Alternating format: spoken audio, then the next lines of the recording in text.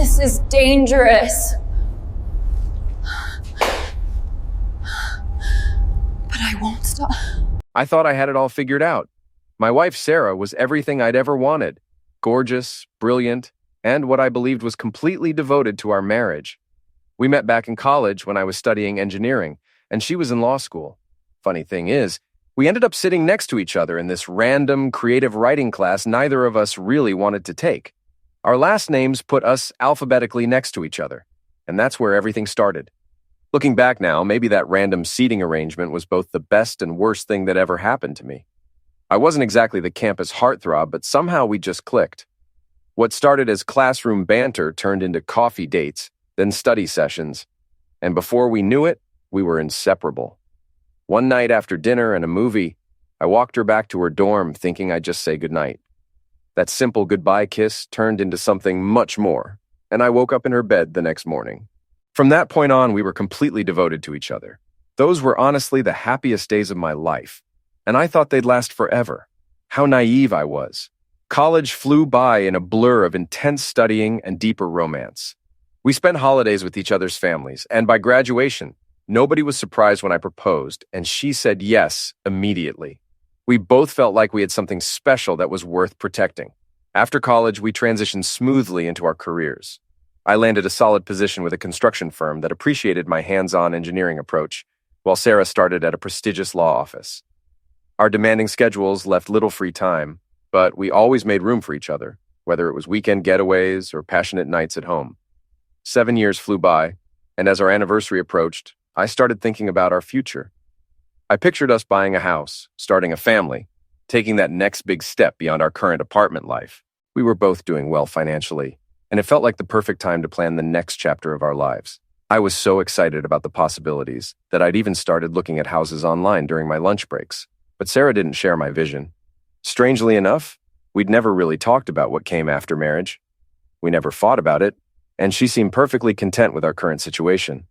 She saw no reason to change anything and said maybe someday she'd be ready for more, but not right now. A few days before our anniversary, I was in the kitchen making dinner, my usual routine since I got home earlier than Sarah. I was in the middle of cooking when she walked in and, as casually as discussing the weather, dropped a bombshell that changed everything. "I have a date this Friday," Sarah announced calmly as she set down her purse. I froze completely, unable to process what I'd just heard. Surely I misunderstood her. I asked her to repeat herself, and she did with the same matter-of-fact tone. She'd agreed to go on a date with some guy named Connor. She even used the nickname Con like it was the most normal thing in the world. My world collapsed in that moment. Shock gave way to a flood of questions racing through my mind. Why was she unhappy? Had she been cheating? Did she want a divorce? How had this happened? Who was Connor? What had I missed? Our relationship, even our intimate life, seemed so solid to me. I felt like I'd been living in some kind of fantasy while she'd been planning this behind my back. Sarah, completely unaffected by my obvious distress, answered with chilling calmness. "It's simple," she said, like she was explaining something obvious. "I get attention constantly, even when we're together. You've seen it throughout school and now. Dating was never my focus before.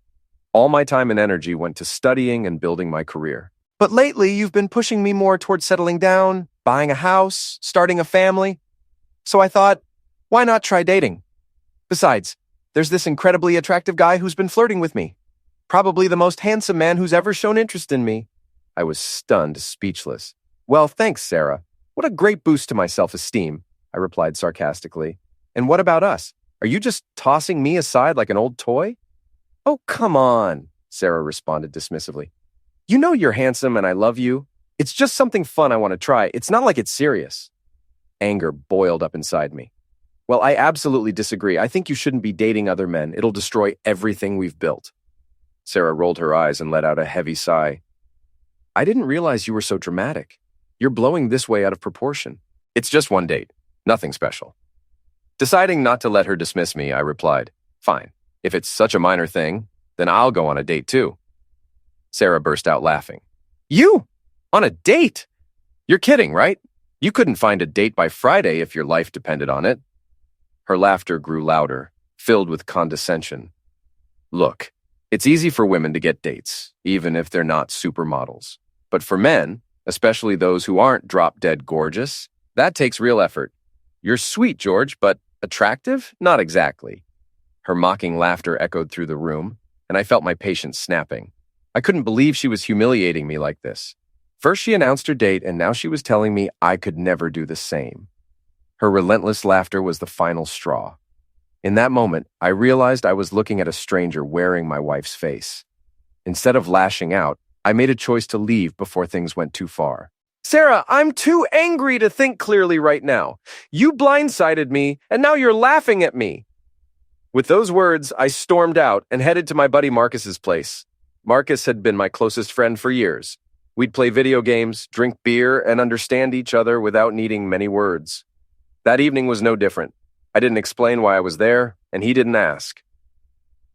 The next morning, I arrived at work with a pounding headache and running late. For the first time ever, Lisa, our office administrator, immediately noticed something was wrong. She'd always had a soft spot for me, but never said anything. My boss didn't make a fuss either. I was too reliable for anyone to worry about one bad day. That evening when I got home, I didn't want to cook for both of us, but out of habit, I did anyway. Sarah came in at her usual time and couldn't resist another jab. "Oh, back after your little temper tantrum?" she mocked with a smug smile. "So, any updates? Still planning on finding yourself a date by Friday?" Her words dripped with arrogance. I looked at her, barely recognizing the woman standing before me. When had everything gone so wrong? In a calm but firm tone, I repeated, "Sarah, if you go on this date, it will destroy us. I'm serious. If you don't cancel it, I will go on a date this Friday too." What she said next cut like a knife. "Oh, really? And who are you planning to date?" "Lisa from your office. She's old enough to be your mother, weighs as much as a whale, and is married to a guy who'd probably eliminate you if you even looked her way. There are no other women at your work. So who are you going to date? Maybe you'll ask one of the guys out." Yeah, that'll go over real well. Maybe it was time to call an escort, I thought bitterly. After all, paying for company wasn't really cheating, right? Sarah had no idea that her mocking, dismissive laughter was slowly eroding my love for her like acid eating through steel. Who was this woman she'd become? Were all our good moments just a mask hiding her true nature? I felt utterly drained, not just physically but spiritually. In silence, I headed to the bedroom. Sarah came in later, surprised to see me already fast asleep. Usually I initiated our intimate moments, but tonight I had no desire for that. She felt her usual longing but didn't even consider waking me. Our physical closeness had always been consistent, so this sudden distance felt strange to her. By midweek, when Sarah came home from work, she found me furiously typing on my phone. We'd always agreed on no phones after work so we could focus on each other over dinner.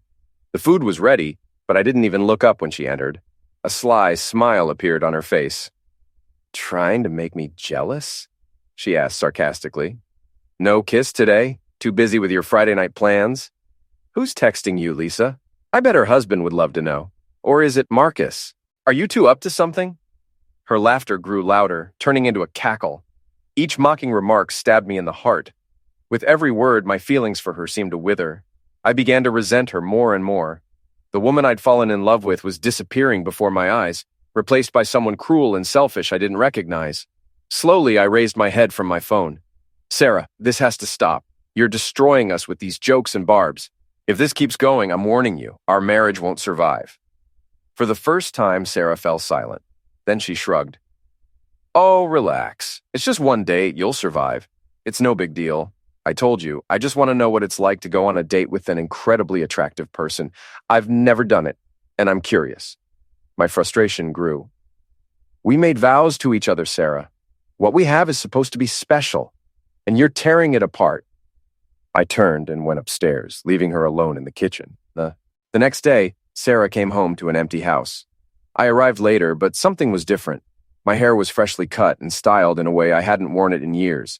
Unable to resist, she made another sarcastic comment. "New haircut for your big night out?" she said with air quotes, then burst into laughter. "I'm sure Marcus will appreciate it when you two meet Friday." I completely ignored her and headed to the bedroom to change. But what I saw there only added fuel to the fire smoldering inside me. When I returned to the kitchen, Sarah was waiting with that familiar smirk. "I noticed a Victoria's Secret bag on the dresser," she said innocently.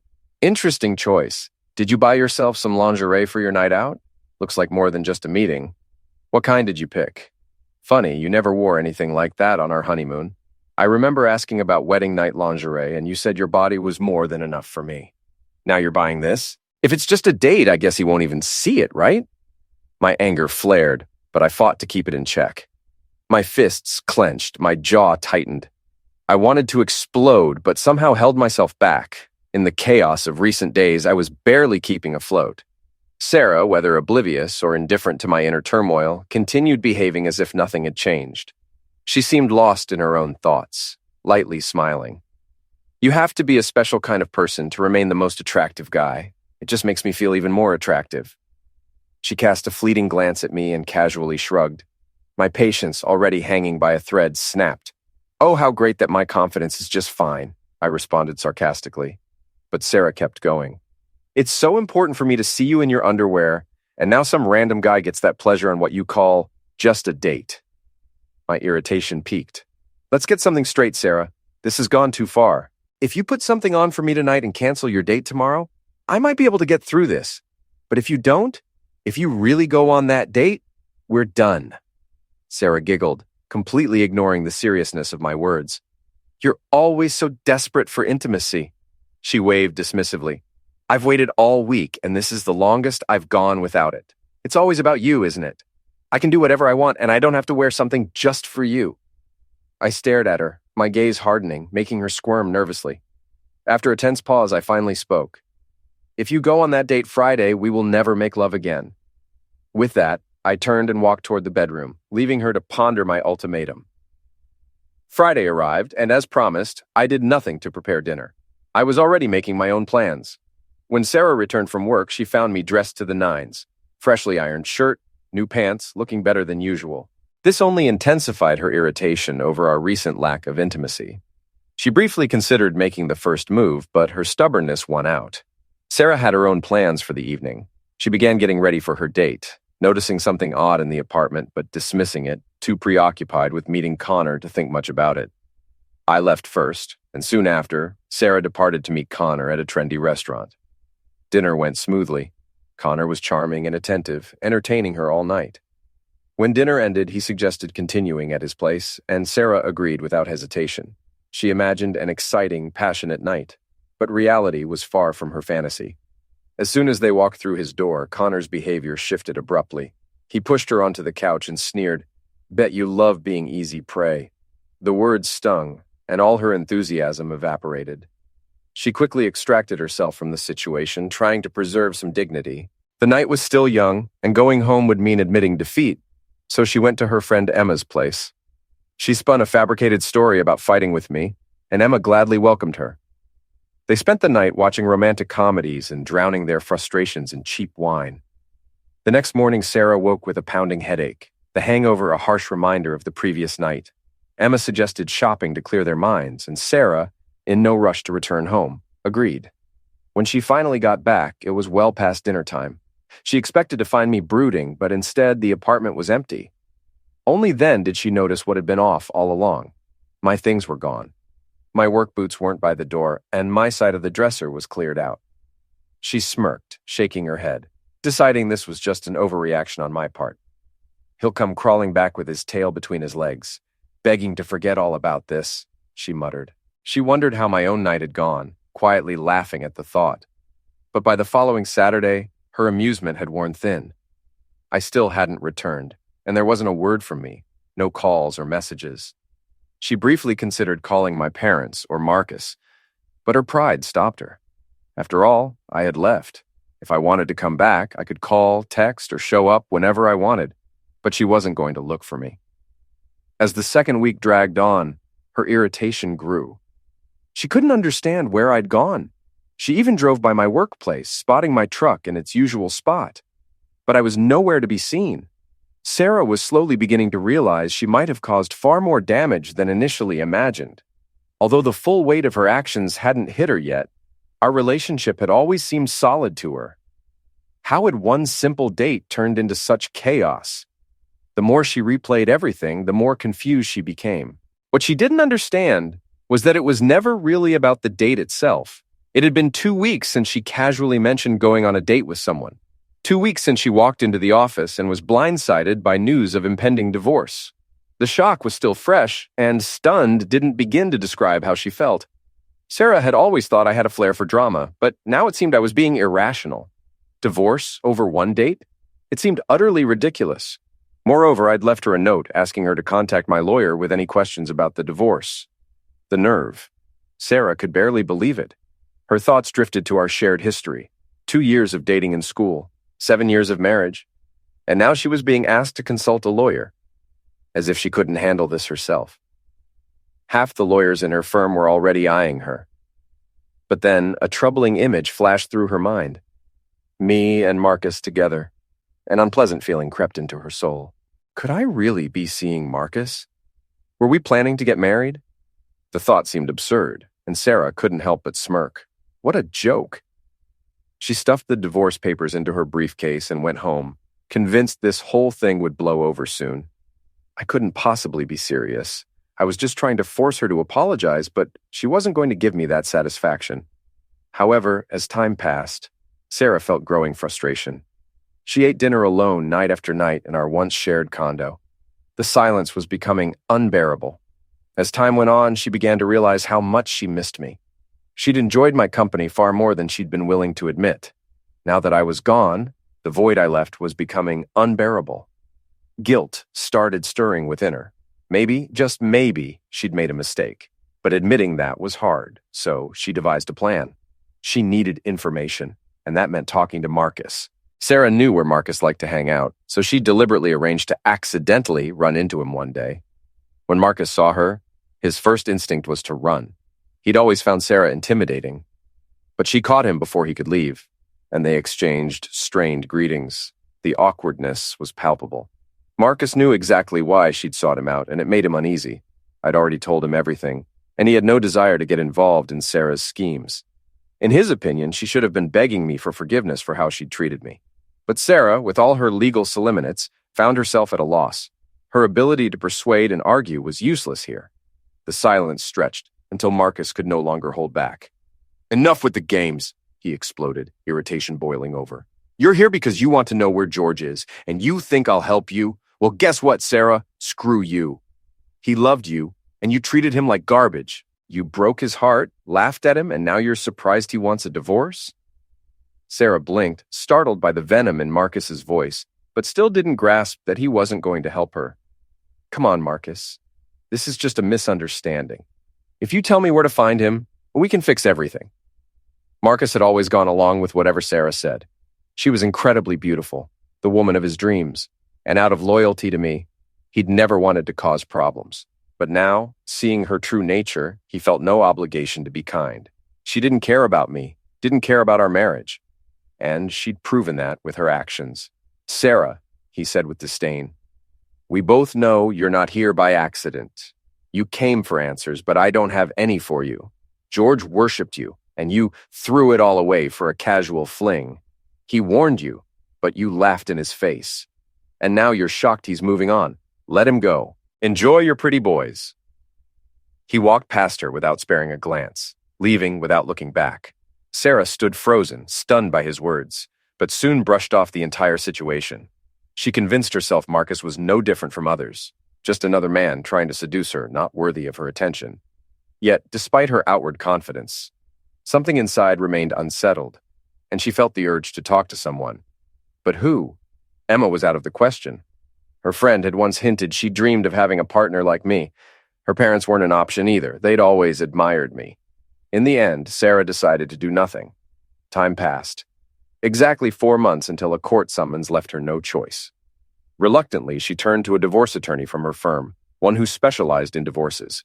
After laying out her situation, the attorney advised her to proceed with the divorce. Though Sarah hesitated, clinging to hope of saving the marriage, the barrage of legal questions soon made her position clear. "Have you spoken to your husband since he left?" the attorney asked.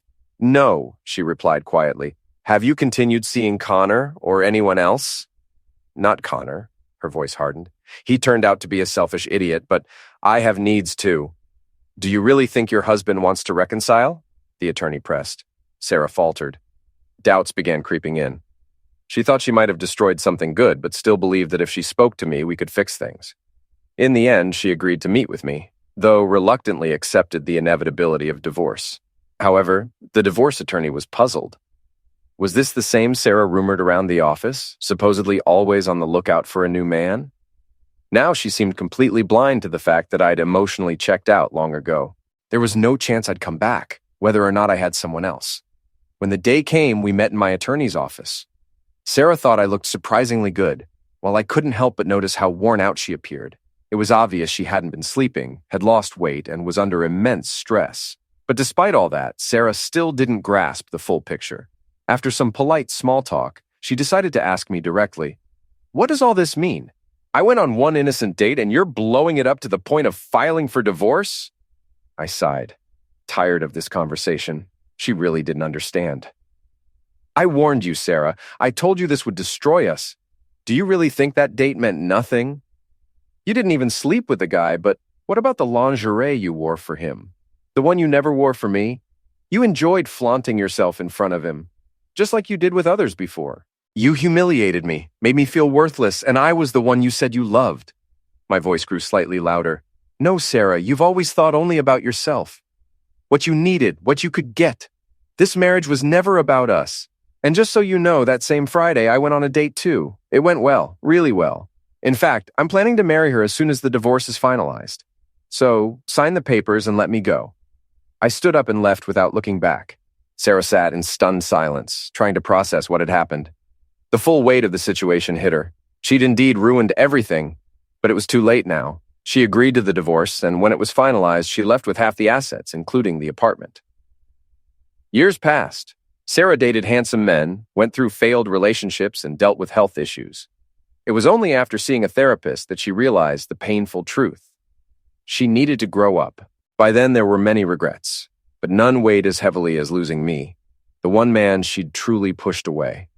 Although she eventually met someone kind and reliable, nothing would ever compare to what she once had with me. This regret would haunt her for the rest of her life. Meanwhile, my life moved on.